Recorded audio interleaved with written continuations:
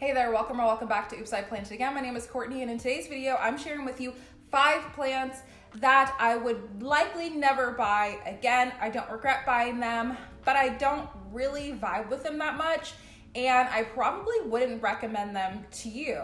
And this is just gonna be from my experience in my environment and in my care. So let's get started with the first plant. This first one truly pains me to say because I'm an advocate for alocasias and I really do like them, but these first actual 2 plants are alocasias, and I've just had so much trouble with them.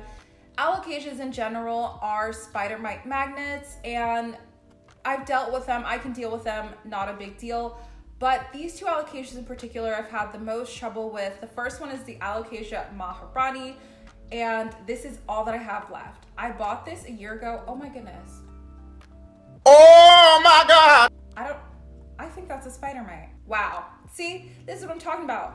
I just recently repotted. I did a video where I repotted this, treated it, gave it whole new medium, and you know, it is growing, but like I just was saying, spider mite magnet, it literally died off, came back to life, died off, came back to life, and it's just been so hectic for me in my care. I really thought this method of growing would be better.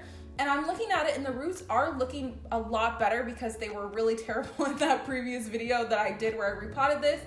But looks like I have to do another spider mite treatment. And for that alone is why it's in one of my top 5s of plants that I'm not gonna recommend to you, that I just would never buy this plant again. And I have plenty of alocasias, but this one in particular has just been an actual freaking nightmare. If you've seen any of my TikToks in the last year, I've mentioned this Alocasia Green Goddess a couple of times because I initially got this from a local nursery in Austin, and I always isolate my plants at least for 2 weeks before they join my collection. And while this was in isolation, it had pests, you know, it came with pests that I did not see from the nursery. I can deal with it, it's fine. But this time it was mealybugs. Now I've only dealt with mealybugs a couple of times in like 6 years, so that was a headache in and of itself. And this plant initially came in soil. I treated it for mealybugs and spider mites at the same time in soil. Thought they disappeared, they came back. I ended up potting it up in leca. Had it in leca for a long time and it seemed to be growing fairly well. Then it started to get these leaf spots, checked it again. There were more mealybugs. I treated it, I was drowning this plant in so many solutions, repotted again into this new way of leca. And what I've noticed and why this plant is making this top 5 list is because it'll be really fine for a while, like a couple of weeks, and then it starts getting leaf spots. So, you know, that alone.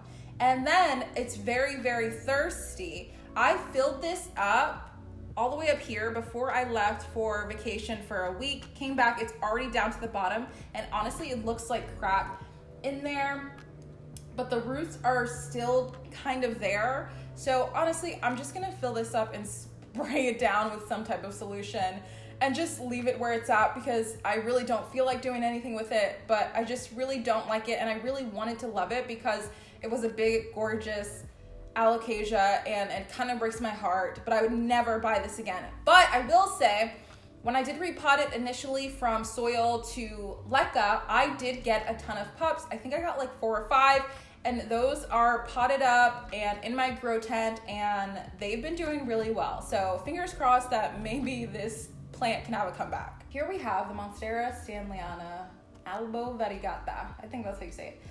Honestly, man, me and this plant have been through some things. I don't know what it wants. Right, I had it in soil, it was kind of growing, kind of wasn't. Then I switched it to leca, kind of growing, kind of wasn't. It's been in this really stagnant place where it just will grow a new leaf and the bottom will die, grow a new leaf, the bottom one will die. And I'm like, do I need to put it on a stake? Do I need to do this? I did switch to leca and the roots grew all the way down to the bottom, but then it just is so inconsistent and I think it's ugly. Like I would not buy this plant again. It doesn't give what needs to be given for what I paid for it. And it's very underwhelming to me.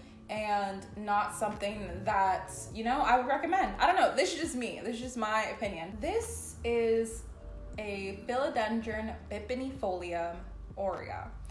This was the first expensive plant that I ever bought in my entire life. I bought it at the beginning of last year, and one of the reasons why I bought it was because of the aurea. I had never had a plant that was aurea, that like goldeny yellow green color. I thought it was gorgeous. I thought it was a good deal because usually before I'll buy a plant that is uncommon, I will research pricing, like to see how much it is online. And that's pretty much my big determining factor on purchasing a plant that is more expensive than I would normally pay for. So it was a good deal. And actually the person I bought this from had been growing this plant from Kaylee Ellen's Rare Plant Shop. So I thought that was really cool as well.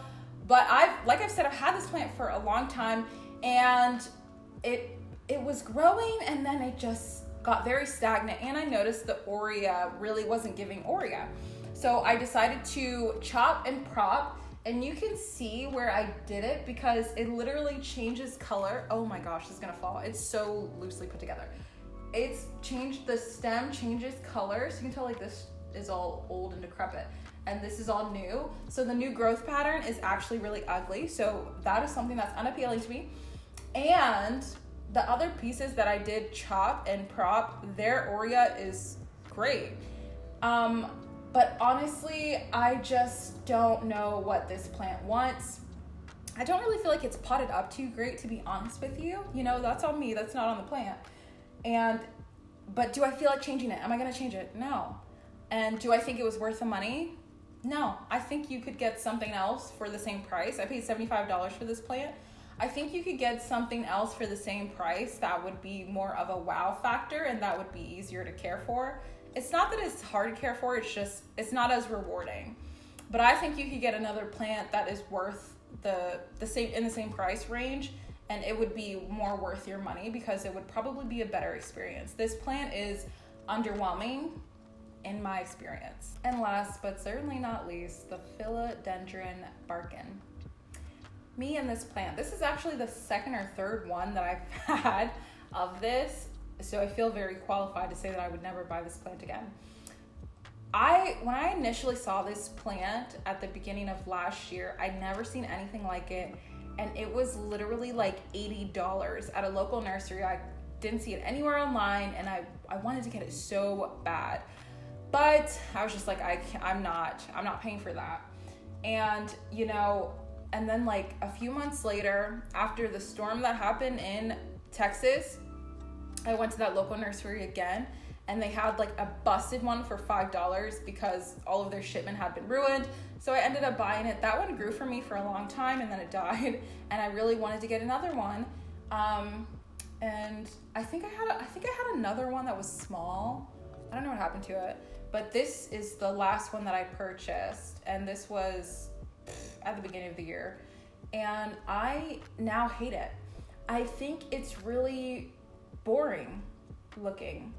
It's not rewarding. I don't like the growth pattern. I think it's really ugly, and I think I liked it initially because when it was small, I don't know, it just seemed more appealing. I also did put this outside all summer and really kind of neglected it, so for it to even be alive right now is honestly kind of a miracle. But I don't know, when I start like not liking something, it's just like, it irritates me. You know what I mean? So this plant is that plant for me. I'll also say I don't think the variegation is like as popping as I initially remember it being when I first wanted a Philodendron Birkin. And I just think this is extremely underwhelming, very annoying to care for. I think that's just dust. I'm gonna say that's just dust because that will give me less of a headache. But anyways, I just think it's a very underwhelming plant. I would actually never buy this plant again. Like dead serious. I would not ever buy this plant again. And when it dies, I probably will just be like, oh, okay. I won't be devastated at all because I just really don't care about it at all. And I probably wouldn't recommend it to anybody. now it's your turn. I want you to comment below a plant that you would never, ever probably buy again.